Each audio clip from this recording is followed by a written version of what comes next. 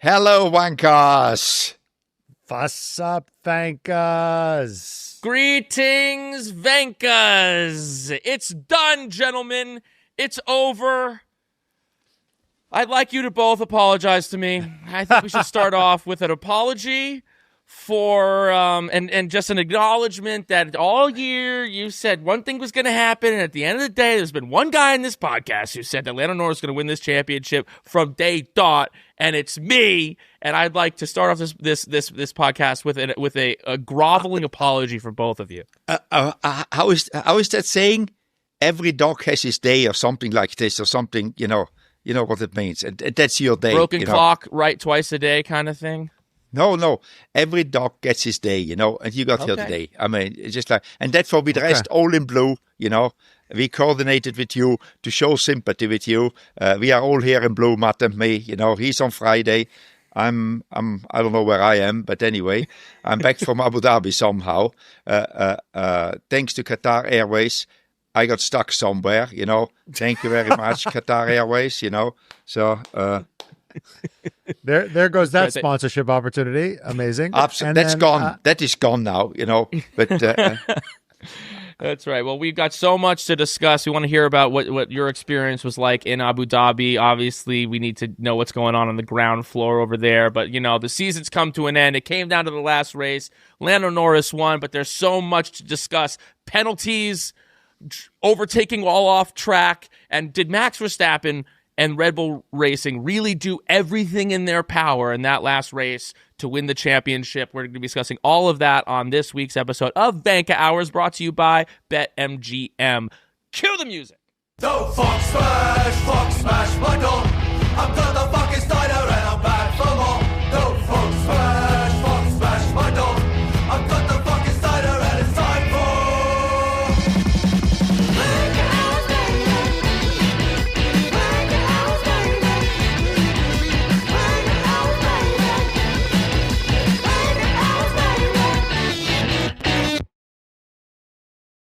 And we're back. Okay, Guenther, Abu Dhabi.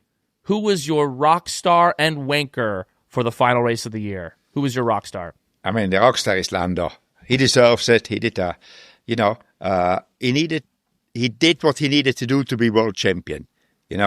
I mean, you cannot blame him. He didn't make a mistake, at the end, and brought it home. A very small margin at the end, but, it's almost there. Is also not having it, and Max said it. I mean, he had more points, so 2 points or 1 point. He's world champion, so for sure he's the rock star. He's the rock star of that race, He just did enough to win the world championship, and he was very strategic about it. Did you feel like he had it kind of the whole time, or were you kind of unsure, when he lost, obviously, he lost out the second place to Oscar. Maybe he let him through because, he knew that third place was not a terrible place to be in. But then they pitted him into traffic. Leclerc was on his ass the whole time. How were you confident that, that he had it in the bag, or were you kind of thinking that Max could have taken it? The only moment where I was getting a little bit, what is happening here is when Oscar overtook him and then Charles was up his ass, basically, it was only a few laps, not many, and then you could see the Ferrari could just didn't have the pace, and I think the Ferrari had the pace when the tire were new, but then as soon as the tire was gone, the McLaren is much better on the tire, and from there on I thought, that's it now, nothing will happen, even in the traffic, because he was so safe in, and how he came into pit, he just wanted to cover, and that was the right thing to do, so I was pretty sure that he has got it. Once Leclerc couldn't follow him anymore. There was a lot of discussion about what McLaren would do if there was a situation where let's say Leclerc had gotten him, and Oscar was in second, and Leclerc was in third, and Lando was in fourth. Would they make the call to Oscar? Would Oscar do it? We obviously didn't have that situation, but you were there on the ground in Abu Dhabi. Did you get a sense from talking to the people that they were ready to pull that trigger if it needed to happen? Papaya rules, you're referring to. Again, how we change the papaya rules while we are going on, I mean, whatever I say, I can be proven wrong or right because it never happened afterwards. Now McLaren could tell you, because McLaren now for sure, how they played this the whole year, no, we would have never done that. It's easy to say now because you won the World Championship anyway. So I don't know. To lose a championship, if that would have happened, if Oscar would have been fourth and Lando second, and not to tell Oscar to lose 2 places, I think that would be a hard pill to swallow for the whole team. If not somebody comes up with the idea, guys, let's win this championship. As much as we upset Oscar, but it's better to finish 1 and 3 in the championship than 2 and 3, because for Oscar nothing would change anyway. So but again, McLaren will tell you they wouldn't have done that now because they won it. So we will never know. So Lando's your rock star, but how much of a rock star is he for you now? Did he prove something to you or not? What he proved to me that in the end, as he said, he didn't have to get aggressive to win the championship. Did he prove that he's one of the great champions? Not yet. He needs to win another few championships, in my opinion. But on this race, he did everything right. So at some stage, you need to give the guy the credit, because we have thrown so much, Matt, you and me, shit on the guy. So, he deserves now better that we retract. And actually, by telling him he's a rock star, it's almost an apology, But I think he's won in this race because nobody else was there. I mean, obviously, Max did a fantastic race, but he didn't end up world champion. The other guy did a fantastic race and ended up world champion, so he's more so. But I think he's a world champion, but has he done it in a great style? Maybe not the first half of the season. The second half of the season, I think he was pretty good. Going all this criticism he got before, being in second position in the championship, overtaking his teammate, with a little bit help of the team, just a little bit, but papaya rules, so, but in the end, he kept calm and did what he needed to do and got it in the end, and somebody else panicked and didn't get it done. So I think he deserves to be a world champion because when push came to shove, he delivered. Vankahs, the season's done, but baby, there's still more bets to place. 2026 is right around the corner, and we don't know what's going to happen. Mercedes might be the team to beat. George Russell might have a championship coming his way, but we all know what Max Verstappen can do. And will these McLaren boys run it back for a 2026 papaya rules show-off once again? And if you haven't bet on them this year, you better do it in 2026, because as you know, we've teamed up with our friends at BetMGM this year, and we will be using BetMGM lines to make all of our picks, and we'll have a special offer for our listeners each week. If you have not signed up for BetMGM yet, use bonus code Vankah, and you will get up to a $1,500 first bet offer on your first wager with BetMGM. Here's how it works. You download the BetMGM app, you sign up using bonus code Vankah, Vankah. Deposit at least $10 and place your first wager on any game. You will receive up to $1,500 in bonus bets if your first bet loses. Just make sure you use the bonus code Vankah when you sign up. BetMGM. Make it legendary. Gambling problem? Call 1-800-GAMBLER. Available in the U.S. Call 877-8-HOPE-NY or text HOPE-NY 467-369 for New York. Call 1-800-327-5050 for Massachusetts. 21 and over only. Please gamble responsibly. Call 1-800-NEXT-STEP for Arizona. 1-800-BETS-OFF for Iowa. 1-800-981-0023 for Puerto Rico. First bet offer for new customers only. Subject to eligibility requirements. Bonus bets are non-withdrawable. In partnership with Kansas Crossing Casino and Hotel. See BetMGM.com for terms. U.S. promotional offers not available in New York, Nevada, Ontario, or Puerto Rico. All right, Vankahs, buckle up because we are bringing you something special from OKX. OKX is the new money app in the United States and your way to build your crypto portfolio and use it in daily life. Not only that, but they're also one of the McLaren F1 team's primary partners, and together they've teamed up to send one of you on the ultimate F1 Pirelli Hot Lap experience. We're talking a once-in-a-lifetime trip to a U.S. circuit in 2026 where you, a friend, can live your best fast life all weekend long. You'll get 2 $1,000 flight vouchers, a weekend packed with surprises, and here's a big one. OKX, in conjunction with the McLaren F1 team, will invite you and your plus one to enjoy an F1 Pirelli Hot Lap in a McLaren supercar. I have done a hot lap before, and let me tell you, It was already crazy, and it wasn't in a McLaren. So I can't imagine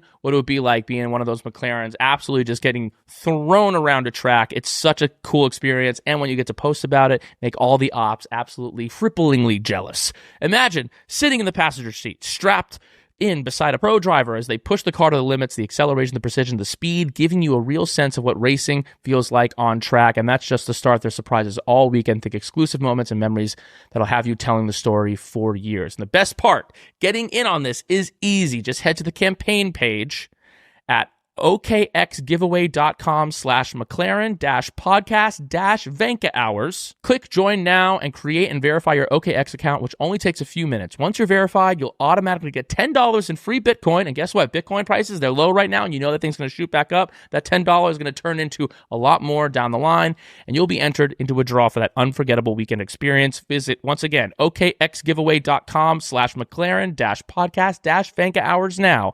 And maybe we'll see you with OKX and McLaren F1 team in 2026. All right. Lando was your rock star. Who was your wanker for Abu Dhabi?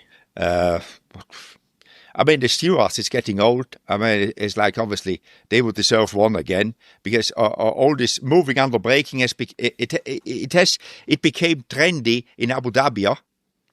I mean, once they did Yuki, we need to give it to somebody else. Otherwise, it seems like we penalize Yuki or we give advantage to Lando, basically, So we need to do it to somebody else because, if you do it, it's almost two things make it wrong, Right. Well, let's discuss this moment because this is kind of, if there is a controversy from this race, it is this moment. Yuki defending, weaving on the straight. It wasn't even that he was moving under braking. He was on the straight and he was trying to break the toe and he was weaving. And then Lando, in his attempts to pass of a weaving front driver, overtakes four wheels off of the racing line. And so then there's an incident and they need to call a penalty. They wind up calling a penalty on Yuki. They don't throw the flag on Lando. What are your thoughts on what transpired there? Do you think that was a Lando Norris penalty, a Yuki Tsunoda penalty, or a racing incident and nothing should have happened? Nothing should happen. This is racing. This is what we want to see. This is what we want to see. The spectator, the fans want to see. We don't want to see the stewards getting popular with the people by handing out fines, getting attention. No, this was fair. I mean, it was racing. I think Yuki was on the edge of what he did. Lando was on the edge with it. It all worked out well. It gave us good moments of racing. I continue to say, if we stop doing all these things, I can say it, who the fuck is going to watch racing? I mean, they don't understand that because they want to be watched being stewards, and again, and then because they did it with Yuki, they had to do with the other two guys, Right. Which again, it's a long straight. Yeah. It's breaking the toe. I mean, it happened in racing before. It was not under braking and it was not brutal, And as I said, Lando overtook him on the outside. Lando took the risk. He could have. I mean, it's logic that Lando would have got past him in the next half or at least the next lap, Right. But he was confident he can go out but that is what we want to see. This is what I want to see from racing, Right. Actions which I cannot do, Right. I will say that there's a bunch of people like saying that Lando's championship is invalid and using that picture as as an example of that. And I think these people are, let me say it, Max Verstappen fans. And I think you got a pretty rough case being like, oh, Lando had four wheels off in Abu Dhabi as your example, given how Max won his first championship. For people, everyone in the comments using that as the hard evidence of something is pretty wild. But these people out there, the mother of ignorance is always pregnant. We know that one, so we will never be without ignorant people, So I never heard that one. That's a good one. That's a great phrase, Guenther. I never heard that one either. Yeah, but it's true. I mean, there's always people out there which try to make something. I mean, it's the same people which bullied Kimi Antonelli on the last race. It's like that's what the internet does. I think we get over them. Well, it's natural at the end of a season. Also, you look back and you say, "Where was this loss? Where was this loss?" It was ultimately 2 points at the end of the day. It could have been let's be real. Like if Lando had gotten that penalty and McLaren was ready to swap positions, as they seemed ready to do. I mean, Zach said like we're gonna do common sense papaya rules in Abu Dhabi because the goalpost is always moving. But had that been the case, he would have put him into second place. Lando would have potentially gotten those 3 extra points, so it could have been a 5-point difference as opposed to 2. But now everyone's kind of looking back at the season, looking back at what happened and saying, like, where did it go wrong given this 2-point swing? And there was this very tense moment in the press conference after the race where a reporter asked Max Verstappen whether he regretted what happened in Spain of him kind of losing his cool and banging into George Russell, because that was a huge point swing for Max, going from 5th place to 10th, a 9-point swing there. He took a lot of umbrage to it. He did not like that question. For a guy who seemed very zen the entire time, he was very pissed off in that moment. But we've seen Max Verstappen be as close to perfect a racing driver as we maybe have ever seen. Where do you put that Spain incident in the kind of Max Verstappen legacy? Does it come with the territory with a guy like Max that sometimes is going to lose his cool, or is there like an even more perfect Max Verstappen who doesn't do that move in Spain and wins this championship? Where are you at with that as regards to his season? I think that moment made him aware that he cannot do these things anymore because he loses too much points. So I put it down as learning. Obviously, you learn by making mistakes. Learning is making mistakes. And I think that made him better, because after that one, he never did anything stupid, basically, And I think he learned, and I think that helped him going forward. So obviously it cost him at the time, but that cost was investment. Because if he would have continued to do it, we could say he didn't get it. I think he got it, and therefore maybe he reacts to it. Because now he realized after that what he did, I shouldn't have done this. And obviously rubbing it into him, saying, oh, if this wouldn't happen, maybe it annoyed him. Because, whatever he says or we say, them points, he missed his points at the end of the season. If it wouldn't have happened, would something else have happened, we will never know. Because you cannot replicate something which happened before, as we all know. Again, Captain Obvious here talking, So, and for me, it was like he saw that, said, I shouldn't have done that, but I learned not to do it anymore, and he didn't. So I think he matured. He's even a better Max Verstappen now than he was in Barcelona this year. Scary to think. And maybe, if he gets his temper in check, he'll be even more unstoppable and more clinical. Like a more clinical Max Verstappen is terrifying. Speaking of being more calm and less aggressive, I know we touched on this earlier, but everybody was expecting, because it's Red Bull, they leave no stone unturned. Everyone is expecting, okay, what devious shit is Red Bull about to do? They were expecting him to back the pack up. There was that pit window. They thought, Max is going to put on a new set of tires and back Oscar up into the rest of the pack and try at least put some pressure on Lando. Now, you're saying that there was nothing they could do, but why couldn't they at least try? I don't know. What can you try? Because you have no control over what happens behind you. And they knew that they can play. And then, how much is it worth to be a bad loser?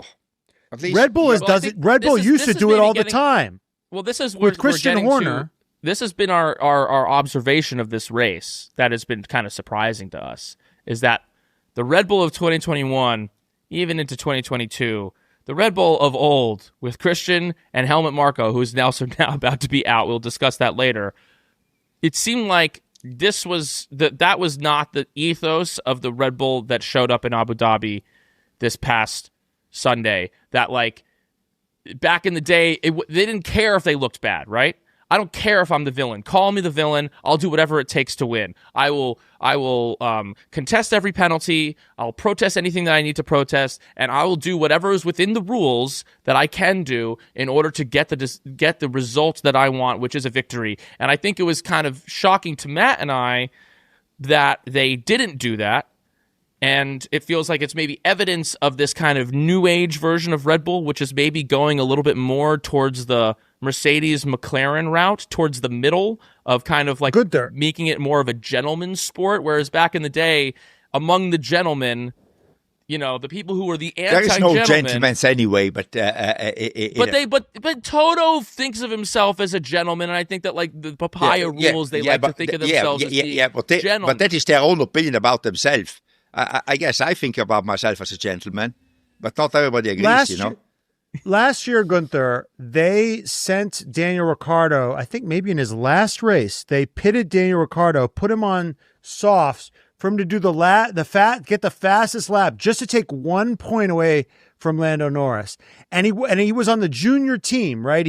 These teams that are supposed to be separate, it was such a bad look, but they didn't care. They just wanted to take 1 point away from Lando Norris. They didn't care about the optics. And then suddenly they're not going to try everything at their disposal. They're not going to try to throw Liam Lawson, Isaac Hadjar, everything, but back everybody up. Try every fucking thing they could to try to make something happen. Where do you think this shift is coming from? Laurent, it's a pretty clear answer. Huh? Laurent Mekies. Yeah. I think he now calls the shot and he wants to do it differently. And that's up to him. And obviously, they gave him that responsibility and he does it. We are all different. And it's very simple in my opinion. Well, I hate that. What? Yeah, what do you think about that? I mean, where are you at with that? I mean, you were with Red Bull from the very, those first early dog days of Red Bull, you were there. Do you feel like there's a little bit this new identity of Red Bull? Do you feel like it makes sense, or does it feel to us? It feels kind of like, wait, what happened? Like now, all of a sudden, like the schoolhouse bully is like wearing a sweater and bringing the teacher an apple, whereas beforehand they were graffitiing on the side of the building. It feels like they maybe like what happened to the Red Bull of old? It's just a change in, everything evolves and everything changes. A continuous change is like life. And by changing Christian with Laurent, and Laurent didn't want to mimic Christian. Laurent has got his own way. I mean, Laurent worked for a lot of teams, a very correct person. Actually, Laurent was deputy race director. So he has got that experience as well, and that is how he wants to lead the team. And obviously, the guys he reports into it at Red Bull, they are happy with it. Otherwise, they wouldn't have given him the job. And maybe that was one of the reasons why also they were not happy with Christian anymore, because they didn't want to have that image. Basically, could be. I mean, it's hypothetical. Nobody told me this, right. But if you're sitting here, that could be one of the reasons why maybe it was like this. I don't know. Last question, and maybe you don't know, but I'm hoping you do, is if there was like some kind of standoff between Max and Helmut and Yas and Christian, and then Christian kind of loses and goes away, why does Red Bull push Helmut out at the end of the year? It doesn't really make sense to me.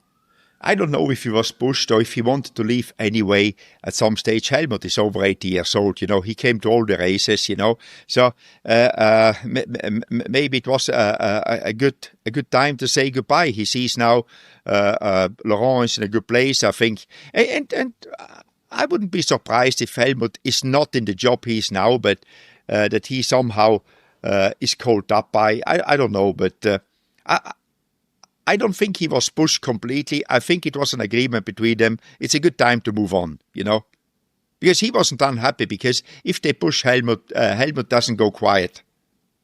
I see. What do you make of Max's attitude after the race?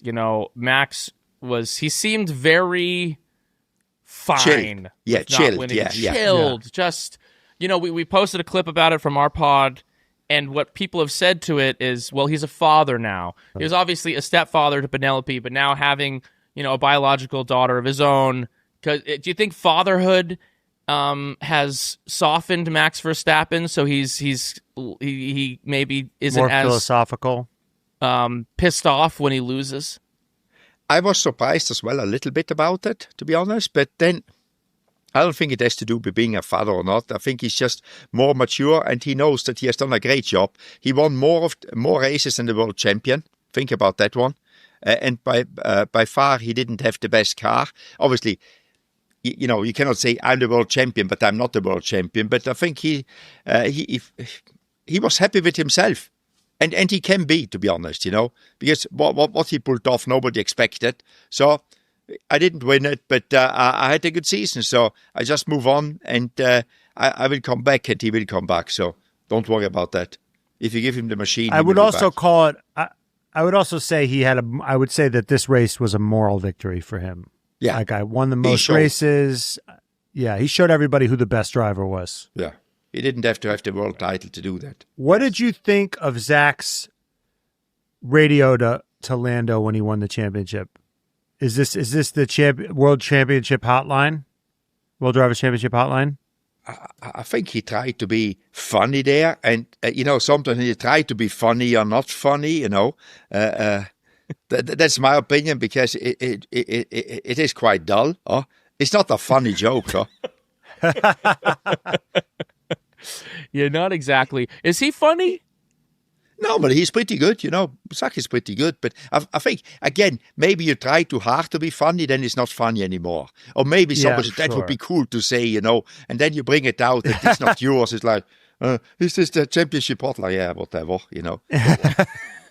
What would you? Okay, let's say you pull off a miracle season at Haas, a la Braun, and Kevin Magnussen wins the championship. Did you ever what would you say to your driver? What would you kind of radio in? Wait a moment. I have a better chance to walk on water than to pull off a championship at Haas, I can try to do that one, So. Sure. Well, did you not radio into K-Mag when he got pole? Yeah, I think I radioed in, but I didn't tell him that this was the pole position channel. What did he say? Hotline. Yeah, no, I didn't. I don't have that good sense of humor, Has Zach ever made jokes at inappropriate? It's like, dude, not the time. No, as I said, Zach normally is pretty funny, He's but sometimes we try too hard, all of us. Yes. And then it doesn't work, When you try too hard, it's like, wow, they missed the target. Okay, what do you think? They asked Zach about next year. They've asked him about the papaya rules.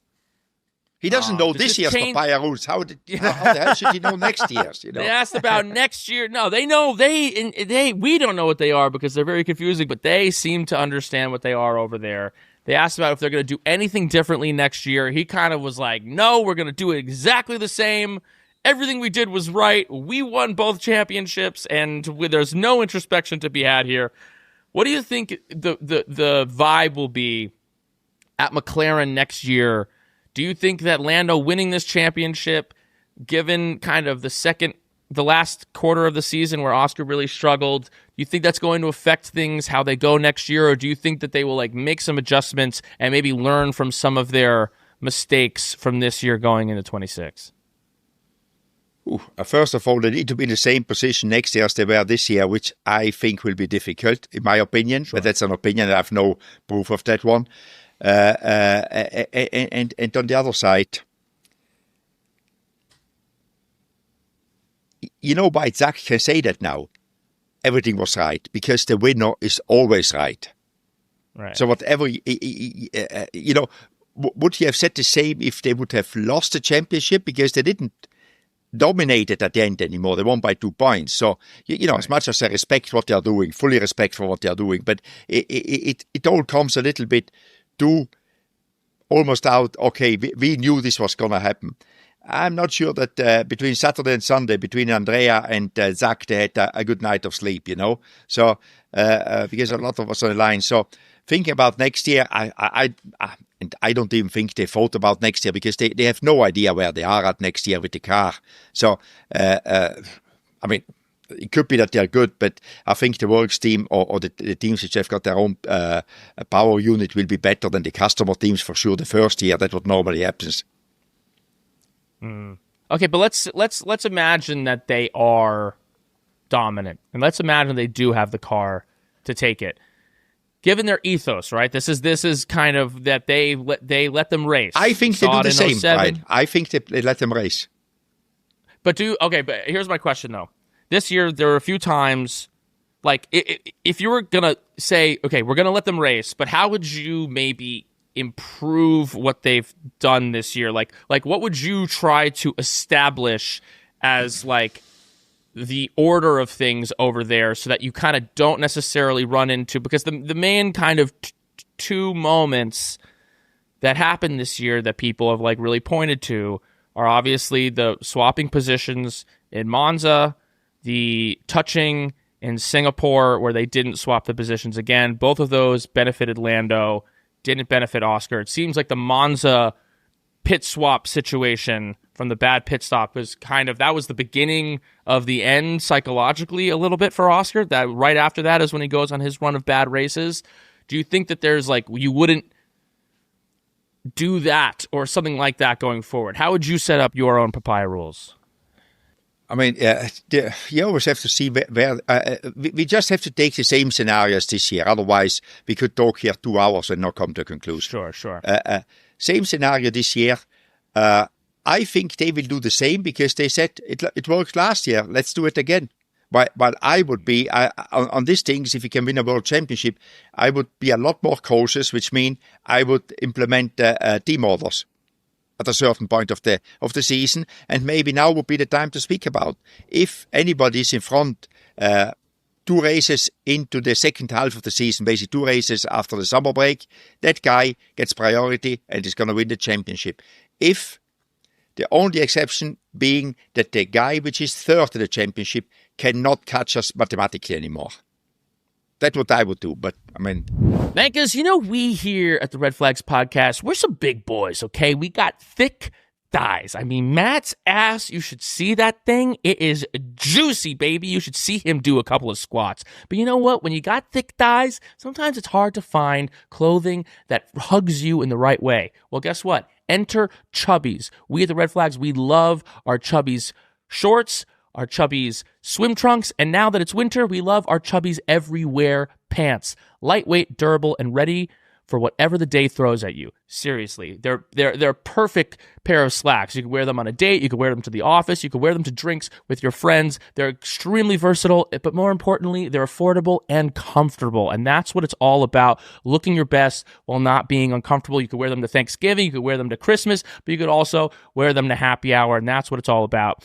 And for a limited time, Chubbies is giving our listeners 20% off your purchase at Chubbies with the promo code Vankah at checkout. Whether you're shopping for yourself or for gifts, now is the time to stock up for the holidays. Just head to chubbiesshorts.com and make sure you support our show and tell them that we sent you. All right, let's go to gas or break. Red Bull will be better off without Helmut Marko. Gas, I don't think they will be worse off. I don't know if they are better off, but I don't think they will be worse off because, the team is well established. It seems like under the leadership of Laurent, they know what they want and what they do. The races since he came, he did a good job.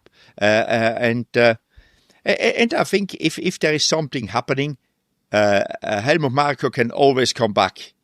That's my opinion. If they see that there is something missing after the first half of the season next year, they just call Helmut back. But Helmut is, it has also to do with his age. Traveling to all the Grand Prix, I think it just become a little bit difficult for him, It is difficult for me, and I'm a lot younger than him.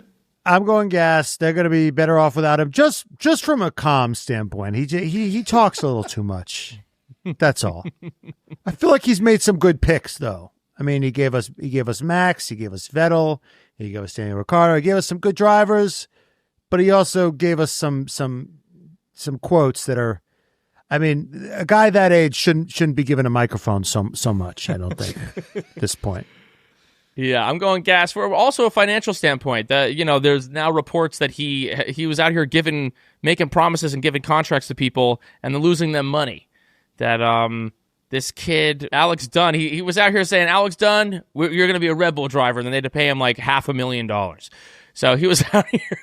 He was out here just being an agent of chaos. I think you need a guy like that in the early days. But now that Red Bull has shifted to being a more a Mercedes-like team, a guy like Helmut Marko does not fit in the Laurent Mekies new Red Bull blueprint. So I think, are they continuing to lose some of that kind of like villainous edge? Yes.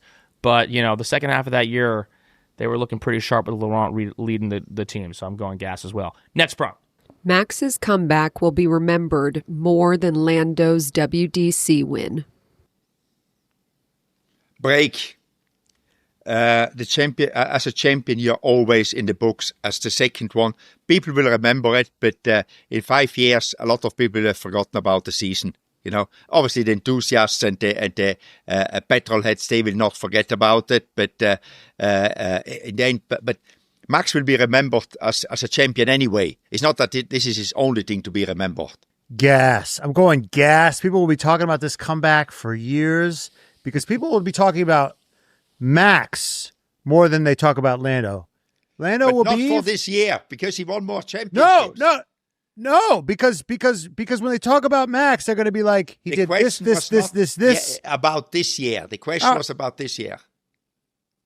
Yeah, and then this year will be cited many, many times in Max's great accomplishments.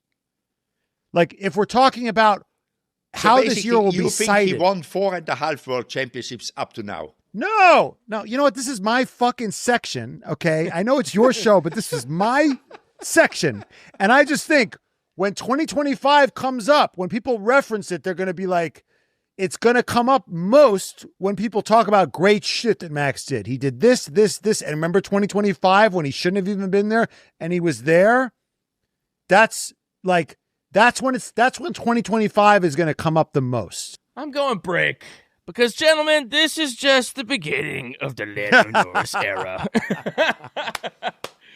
And this will be remembered as the first of a string of championships by my boy Lando. Guenther, he's agreeing with you. He's agreeing with you. I know that, but for a different reason, he's agreeing. He's agreeing because Adam is sending him some scooters, He gets some scooters from Adam, Some scooters from Adam. I do need a scooter because, my gym's a 20-minute walk, and I need a scooter. Matt and Brian need scooters. Let's look at the in the last 10 years, even really before that, since 2014,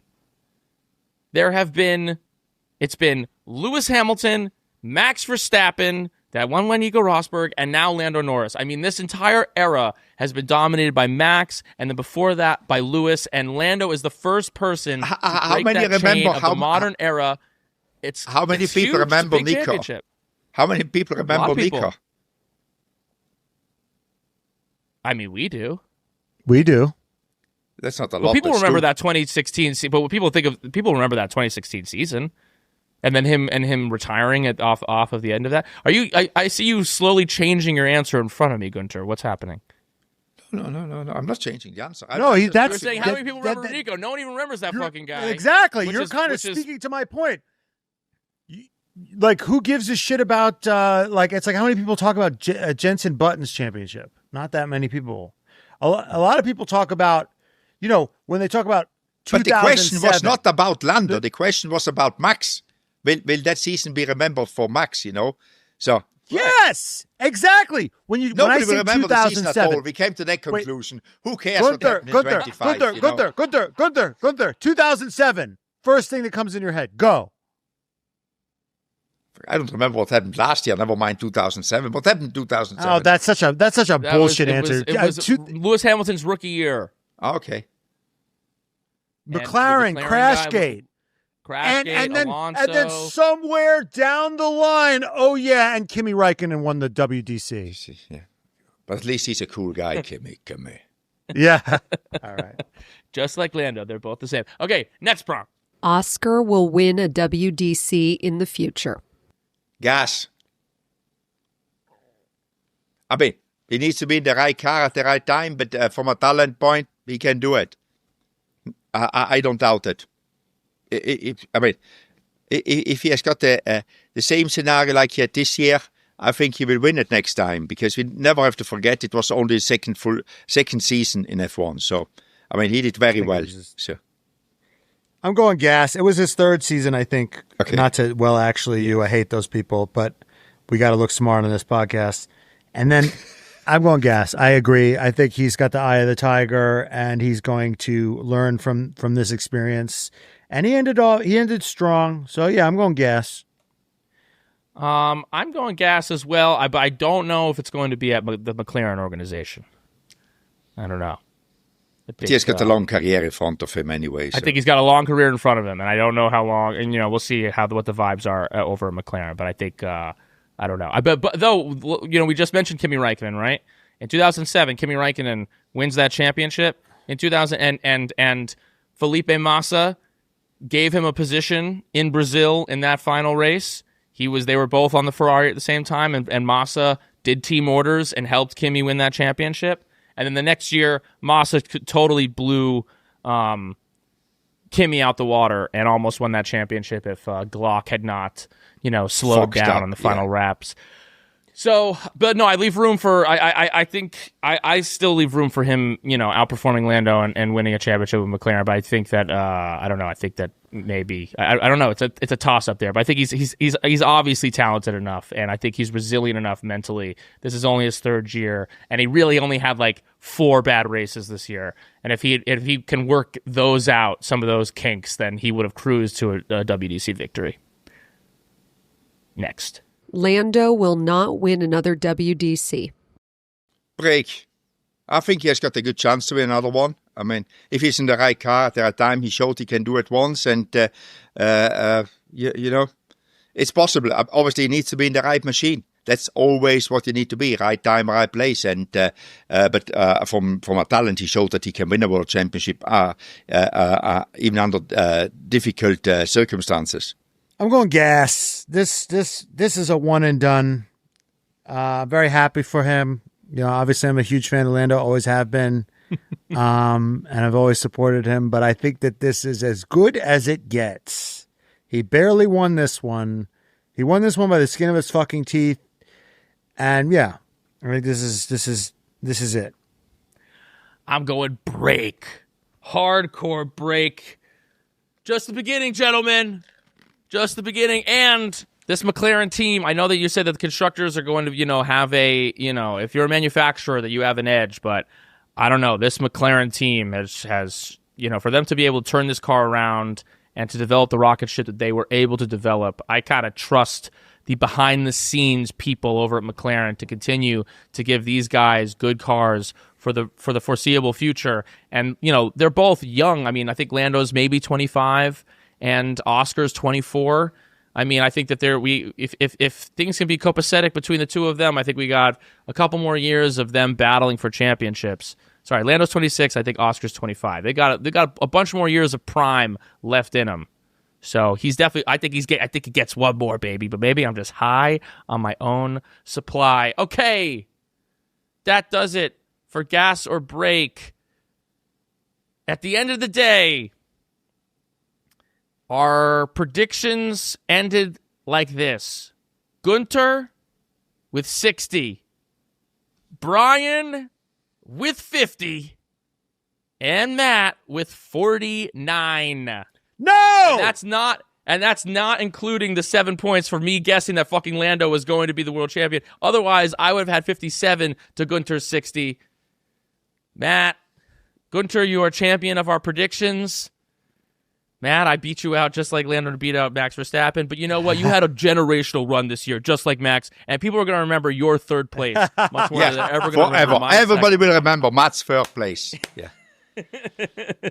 That's right. That's right. Well, it's been a fucking great year. We've had a great time. This has been a great season. We're going to be having an episode coming out next week, which will be our Flaggy Awards. We'll be giving awards, a real look back at the entire season. We can get into the nitty-gritty of the papaya rules, where the championship was won and lost, and we'll get into the constructors, where, the 5th, 6th place, all those kind of guys finished up. But, Guenther, we're almost at 75,000 subscribers, so what do the people need to do? Subscribe. Fucking subscribe.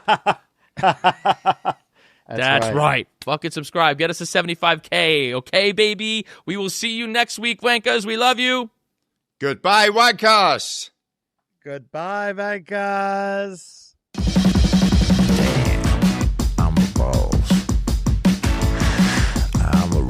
bag if